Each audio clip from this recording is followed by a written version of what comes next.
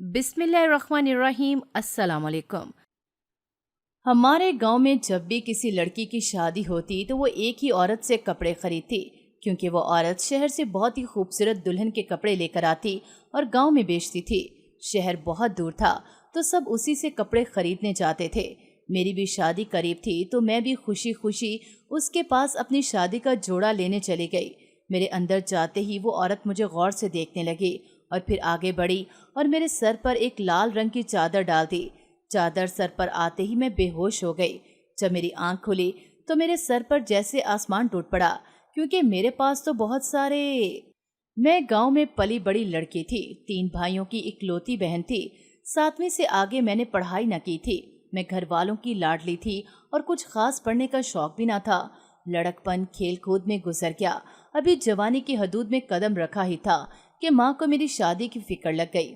मगर माँ के दिमाग में मेरी शादी का ख्याल आया तो साथ ही उन्हें मुझे घरदारी सिखाने की फिक्र भी लाहक हो गई थी। उन्होंने मुझे एक दिन पकड़ा और अपने साथ लेकर मोहल्ले की दर्जन के घर पहुंच गईं। मैंने लाख मुंह बसोरा, रोई पीटी, मगर माँ ने मुझे वहां दाखिल करवा के ही दम लिया। मैं रोज वहां जाने लगी। माँ सुबह सवेरे उठाकर अपने साथ बैठा लेती, उस उम्मीद पर कि मैं नाश्ता बनाना सीख जाऊं। मुझे नींद से उठाना भी एक मुश्किल मरहला था माँ के लिए। रोजाना की तरह आज भी बेजारी चेहरे पर सजाए मैं दर्जन के घर जा रही थी कि रास्ते में मुझे मेरी सहेली मिल गई और मैं उससे बातें करते करते खेतों की तरफ निकल गई, जहाँ फसलें कटने का मौसम चल रहा था। बातों बातों में हमें पता ही न चला कि कब हम अपने खेतों की हदूद से निकलकर गांव के चौधरी के खेतों में दाखिल हो गए। जैसे ही हम वहां पहुंचे हमें एहसास हुआ कि हम कहाँ आ निकले हैं। पहले तो हम घबरा गए, मगर फिर आसपास किसी को न पाकर हम माल्टे के पेड़ के नीचे बैठ गए। मैं और मेरी दोस्त राबिया वहां बैठकर बातें करने लगे। अभी कुछ देर ही गुजरी थी कि आहट सुनाई दी। एकदम हमें अदराक हुआ कि हमारे बहुत पास कोई बैठा न जाने कब से हमारी बातें सुन रहा है। हमारी सांस खुश्क हो गई। कुछ देर बाद वो हमारे सामने खड़ा था। वो हम दोनों हैरत से उसे ही तक रही थीं। वो बिलाशुबा गांव के सब लड़कों से बढ़कर मर्दाना वजाहत का हामिल था। हमने कई लड़कियों की जुबान से इसके चर्चे सुने थे, मगर आज पहली बार उसे अपनी आंखों से देख रही थी। हम दोनों को सकते में देखकर उसने चुटकी बजाई तो हम दोनों हड़बड़ाकर सीधी हुई और सरपट वहां से दौड़ पड़ी। मैं उस रोज सीधा घर आई और माँ से कोई माकूल बहाना बनाकर अपने कमरे में चली गई। मेरा दिल अब भी धक धक कर रहा था। मैं आंखें बंद करके दिल पर हाथ रखकर अपनी बेतरतीब होती धड़कनें सुनने लगी। आज मैं दर्जन के यहाँ जा रही थी कि एक बच्चे ने रास्ता रोककर मुझे कागज थमाया, जिसमें मुलाकात का पैगाम था। ये रुक्का चौधरी के बेटे की तरफ से था, जो उस रोज खेतों में मिला था। वो मुझे आज शाम बाग के पिछले हिस्से में बुला रहा था। शाम अभी पूरी तरह उतरी नहीं थी कि मैंने माँ से सहेली की तरफ जाने की इजाजत मांगी। माँ से इजाजत लेकर मैं राबिया के घर की तरफ चल पड़ी। उसे सारी बात बताकर मैं बाग की जानिब चल पड़ी। अभी मैं बाग के पिछले हिस्से में पहुंची ही थी कि किसी के कदमों की चाप सुनाई दी। कुछ देर में ही वो मेरे सामने खड़ा था। चंद लम्हे तो हम एक दूसरे को देखते ही रहे, मगर फिर मैंने थोड़े सख्त लहजे में उससे यहाँ बुलाने की वजह पूछी तो उसके जवाब ने मुझे हैरान कर दिया। मगर फिर मैं बज़ाहिर नागवारी जताती वहां से चली आई। कुछ दिन तक उसने कोई रुक्का न भेजा तो मैं बेचैन रहने लगी। आखिर एक दिन मैं खुद ही हिम्मत करके बाग पहुंच गई। मुझे उम्मीद थी कि वो मुझे वहां ही मिलेगा, और वो वहीं था। तो क्या सोचा मैं तुम्हारे जवाब का इंतजार कर रहा हूँ। मुझे देखते ही उसने सवाल किया और मैं उसकी उस दिन वाली बात को सोचने लगी। उस दिन अचानक उसकी तरफ से शादी की पेशकश ने मुझे हैरान कर दिया था, और आज फिर वही सवाल। कहीं अंदर मुझे उसकी ये बात अच्छी भी लगी कि दूसरे लड़कों की तरह वक्त गुजारी करने के बजाय इसने सीधा जिंदगी भर का साथी बनाने का फैसला किया। मैं क्या कहूँ, हम तो एक दूसरे को जानते तक नहीं, और मुझे तो घरदारी भी नहीं आती। मैंने धीमे लहजे में कहा तो मेरी बात सुनकर वो हंस पड़ा, जैसे मैंने कोई बहुत ही बेवकूफ़ाना बात कर दी हो। देखो, घरदारी सीख कर क्या करना, वो वक्त के साथ साथ खुद ही आ जाएगी। हर काम के लिए हवेली में नौकर चाकर मौजूद हैं। और रही बात ना जानने की, तो पूछो क्या जानना चाहती हो। ये कहकर वो सवालिया नजरों से मेरी तरफ देखने लगा। मैंने कुछ न कहा और वहां से चली आई। अभी कुछ दिन ही गुजरे थे कि एक दिन मैं घर आई तो घर में गहमा गहमी देखी। मैं माँ के पास गई तो पता चला कि चौधरियों के हाथ से मेरा रिश्ता आया है। हम भी उनके हम पल्ला थे। بظاہر رشتے میں کوئی مسئلہ نظر نہیں آ رہا تھا۔ میرے والدین اور بھائی بھی بہت خوش تھے اور میں بھی خوش تھی۔ اگلے دن اماں ابا ان کے ہاں گئے اور اگلے مہینے کی 10 تاریخ کو میری منگنی طے کرائے۔ ہم سب تیاریوں میں لگ گئے۔ ماں مجھے گھرداری سکھانے کے معاملے میں اور سخت ہو گئیں۔ میرا ہر وقت منہ اٹھا کے سہیلیوں کے گھر آنا جانا بھی کم کروا دیا۔ جہاں مجھے منگنی کی خوشی تھی، وہیں ماں کی لگائی گئی پابندیوں کی وجہ سے کوفت بھی ہو رہی تھی۔ دونوں طرف سے منگنی کی تیاریاں جوش و خروش پر تھیں۔ ہر کوئی خوشی کی شادیانے بجا رہا تھا۔ دونوں گھرانوں میں کافی عرصے بعد کوئی شادی ہو رہی تھی۔ آج میری منگنی تھی۔ خوشی کے ساتھ ساتھ دل میں عجیب عجیب خیالات بھی آ رہے تھے کہ نہ جانے آگے کیا ہوگا۔ چودھریوں کے بیٹے کا نام زیم تھا، جس کو گاؤں والے چھوٹے چودھری کے نام سے بھی بلاتے تھے۔ وہ شہر سے پڑھ کر آیا تھا اور اس کی گاؤں میں بہت عزت تھی۔ کچھ دن بعد میری منگنی کی رونقیں ماند پڑ گئیں تو میں نے سنا کہ میرا منگیتر شہر واپس جا رہا ہے۔ یہ سن کر میں پریشان ہو گئی اور فوراً اسے ملاقات کا پیغام بھیجا۔ اس نے باغ میں ملنے کا کہا۔ میں سرے شام ہی چادر اوڑھ کر باغ کی سمت چلی گئی۔ کچھ دیر انتظار کے بعد وہ آتا ہوا دکھا۔ میں نے اس سے شہر جانے کی وجہ پوچھی تو اس نے حیرت سے کہا کہ کیا اس بات پر پریشان ہو؟ تو میں نے اس بات میں سر ہلا دیا تو وہ بے اختیار ہنس دیا۔ وہ ہنستے ہوئے بہت خوبصورت دکھتا تھا۔ میرے اس طرح بے اختیار ہو کر دیکھنے پر اس نے میری آنکھوں کے آگے ہاتھ لہرایا تو میں ہوش میں آئی۔ مجھے کچھ کام ہے شہر میں، 1 ہفتے کے لیے جا رہا ہوں، جلد آ جاؤں گا۔ اس نے دھیرے سے میری طرف دیکھتے ہوئے کہا۔ میں نے اس بات میں سر ہلا دیا اور اس سے باتیں کرنے لگی۔ کچھ دن تک میں اپنی سہیلی کے ساتھ شادی کی تیاریوں میں مصروف رہی۔ ابھی تک تاریخ پکی نہیں ہوئی تھی، مگر تیاریاں زور و شور سے جاری تھیں۔ میں اپنے لیے بہت کچھ پہلے سے خرید چکی تھی، صرف شادی کا جوڑا رہ گیا تھا۔ کچھ دن بعد میری شادی کی تاریخ پکی کرنے کے لیے ایک دعوت کا اہتمام کیا گیا، جس میں سب نے 3 مہینے بعد کی تاریخ طے کی۔ باقی سب تو ٹھیک تھا، مگر زائم ابھی تک شہر سے نہ لوٹا تھا۔ میرا دل عجیب وسوسوں میں گھر گیا۔ کچھ دن ہی گزرے تھے کہ مجھے اطلاع ملی کہ وہ واپس آ گیا ہے۔ یہ سن کر میرے دل کو بے حد سکون ملا۔ اگلے دن ہی میں اس سے ملنے کے لیے بے چین ہو گئی۔ میں نے اس کے ہاں پیغام بھجوایا، مگر صبح سے شام اور شام سے رات ہو گئی، اس نے کوئی جواب نہ دیا۔ میری پریشانی میں مزید اضافے ہونے لگے۔ اگلی صبح میں خود اس سے ملنے باغ میں پہنچ گئی، مگر وہ کہیں بھی نہ تھا۔ ایک دن میں نے حویلی جانے کا فیصلہ کیا، مگر ہمارے ہاں شادی سے پہلے اس طرح سسرال جانا معیوب بات سمجھی جاتی تھی۔ مگر مجھے اس وقت سخت پریشانی لاحق تھی۔ تبھی میں ہر احتیاط بالائے طاق رکھ کر بھیس بدل کر حویلی کی ایک ملازمہ کی مدد سے حویلی میں داخل ہو گئی۔ مجھے نہیں معلوم تھا کہ زائم مجھے کہاں ملے گا۔ میں بس آگے ہی آگے راہداری میں چلتی جا رہی تھی۔ ایک کمرے کے قریب پہنچ کر مجھے کسی کی باتوں کی آواز سنائی دی۔ وہ زائم ہی تھا جو فون پر کسی سے بات کر رہا تھا۔ میں وہیں کھڑی اس کے فون بند ہونے کا انتظار کرنے لگی، مگر 5 منٹ گزر جانے کے بعد بھی جب اس نے گفتگو ختم نہ کی تو مجھے مجبوراً دروازے پر ہلکی سی دستک دینی پڑی۔ آہٹ سن کر اس نے چونک کر دروازہ کھولا اور مجھے دیکھ کر کہا کہ کیا بات ہے۔ چونکہ میں نے بھیس بدلا ہوا تھا تو وہ پہچان ہی نہ پایا۔ اسے لگا کہ کوئی ملازمہ آئی ہے۔ میں نے اپنے چہرے سے نقاب ہٹایا تو اس نے حیرت سے آنکھیں سکیڑ کر میری طرف دیکھا اور پھر مجھے سرگوشی نما آواز میں کہا کہ باغ میں جاؤ، میں آ رہا ہوں۔ میں اس کی ہدایت کے مطابق حویلی سے نکل کر باغ کی جانب روانہ ہو گئی۔ میں باغ میں پہنچ کر اس کا انتظار کرنے لگی۔ کچھ دیر بعد وہ آتا ہوا دکھائی دیا۔ میں نے تیزی سے آگے بڑھ کر اس سے پوچھا کہ وہ کہاں تھا، میرے پیغام کا جواب کیوں نہ دیا؟ تو جواباً اس نے مجھے بتایا کہ اس کا ایک دوست کافی بڑی مصیبت میں پھنس گیا ہے، بس اسی کی مدد میں مصروف تھا۔ یہ سن کر میں مطمئن ہو گئی اور گھر واپس چلی گئی۔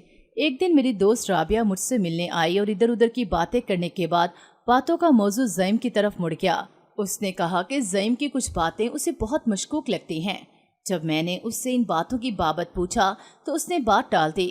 کچھ عرصے میں تھوڑا تھوڑا کر کے وہ مجھے زائم سے بدگمان کرنے کی کوشش کرنے لگی، مگر میں نے اس کی باتوں پر زیادہ دھیان نہ دیا۔ میری شادی کے دن قریب آ رہے تھے۔ تیاریاں پورے زور و شور سے جاری تھیں۔ دونوں طرف جشن کا سما تھا۔ حویلی برقی کمکموں سے سجائی گئی تھی۔ میری باقی ساری تیاریاں تو تقریباً مکمل ہو گئی تھیں، مگر شادی کا جوڑا خریدنا باقی تھا۔ ایک دن ماں مجھے گاؤں میں ایک عورت کے گھر لے گئی۔ ہمارے گاؤں میں جب بھی کسی لڑکی کی شادی ہوتی تو وہ ایک ہی عورت سے کپڑے خریدتی، کیونکہ وہ عورت شہر سے بہت ہی خوبصورت دلہن کے کپڑے لے کر آتی اور گاؤں میں بیچتی تھی۔ शहर बहुत दूर था तो सब उसी से कपड़े खरीदने जाते थे। मेरी भी शादी करीब थी तो मैं भी खुशी खुशी इसके पास अपना शादी का जोड़ा लेने चली गई। मेरे अंदर जाते ही वो औरत मुझे गौर से देखने लगी और फिर आगे बढ़ी और मेरे सर पर एक लाल रंग की चादर डाल दी। चादर सर पर आते ही मैं बेहोश हो गई। जब मेरी आंख खुली तो मेरे सर पर जैसे आसमान टूट पड़ा, क्योंकि मेरे पास तो बहुत सारे अजीबोगरीब हैयत के लोग थे। कुछ देर तक तो मुझे कुछ समझ न आया कि मैं कहाँ हूँ, और जब आहिस्ता आहिस्ता हवास बेदार होने लगे तो मुझे सब कुछ याद आने लगा। मगर इसी पल मेरा सर चारपाई के साथ टकराया और एक कराह मेरे लबों से बरामद हुई और मैं फिर एक बार गुनूदगी में चली गई। दूसरी बार जब मेरी आंख खुली तो हर तरफ अंधेरा छाया था। न जाने रात का कौन सा पहर था। मैंने उठने की कोशिश की तो जिस्म का अंग अंग दर्द करने लगा। कुछ देर में ऐसे ही आंखें बंद किए लेटी रही। अभी कुछ देर ही गुजरी थी कि दरवाज़ा खुला और कोई मेरे करीब आकर ठहर गया।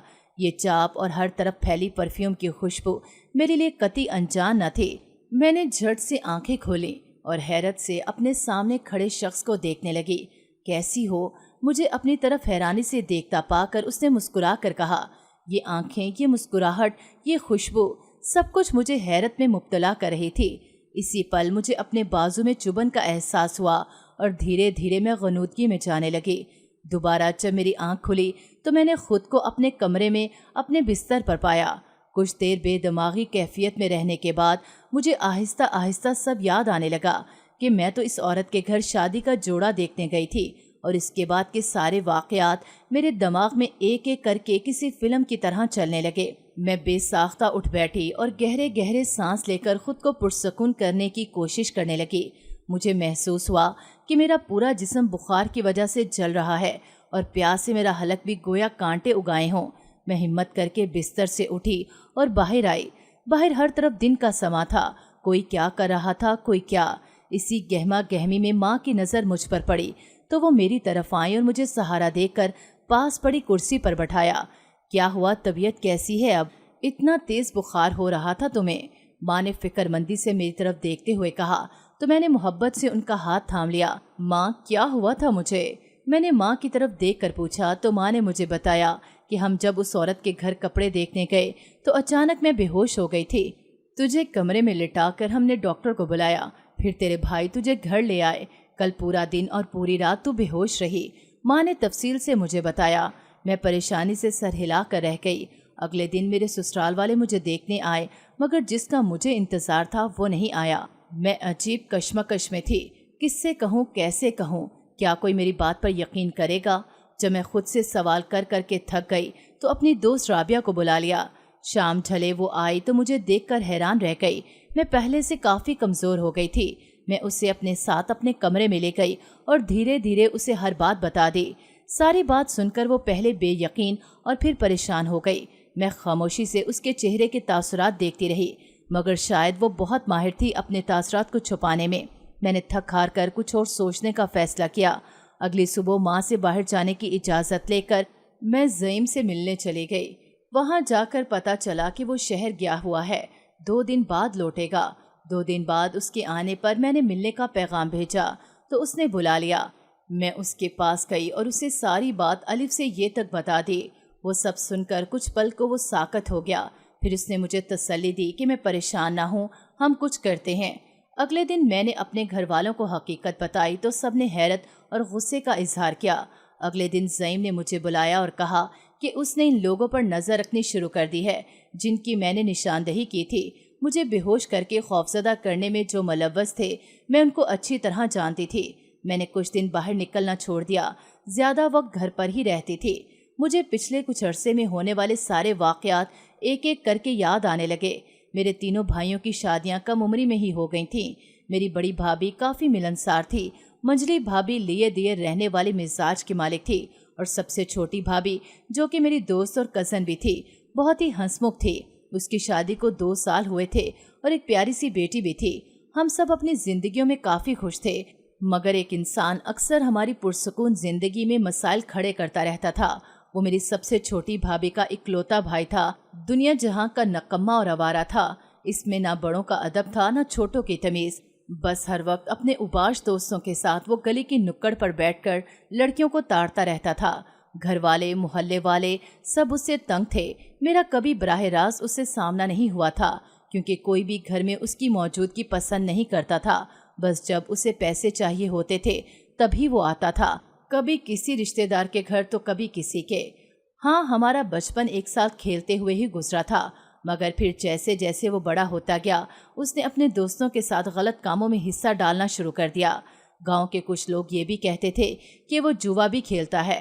خیر، اس طرح کی کئی باتیں اس کے بارے میں پورے گاؤں میں پھیلی تھیں۔ اب اس حادثے کو گزرے ایک ہفتہ ہی ہوا تھا کہ ایک دن اچانک شام میں وہ آ گیا۔ میں اس وقت گھر میں اکیلی تھی۔ گھر والے گاؤں میں کسی شادی پر گئے تھے۔ میری طبیعت ٹھیک نہیں تھی تو میں گھر پر ہی رک گئی تھی۔ اس طرح اسے اچانک دیکھ کر میں تھوڑا پریشان ہو گئی۔ اس کی شہرت کچھ خاص نہ تھی۔ تم یہاں کیا کر رہے ہو؟ بھابھی ابھی گھر نہیں، بعد میں آنا۔ میں نے اسے جلد از جلد وہاں سے ٹالنا چاہا۔ جانتا ہوں اسی لیے یہاں آیا ہوں، مجھے بھابھی سے نہیں بھابھی کی نند سے ملنا ہے، اس نے دانت میں کوستے ہوئے کہا۔ میری بات کان کھول کر سن لو، اس چودھری وودری کے ساتھ شادی کے خواب دیکھنا بند کر دو اور میرے بارے میں سوچنا شروع کر دو۔ تمہاری شادی ہوگی تو صرف مجھ سے، یہ بات یاد رکھنا۔ وہ مجھے دھمکاتا ہوا وہاں سے چلا گیا اور میں وہیں کھڑی اس کی باتوں کو یاد کر رہی تھی۔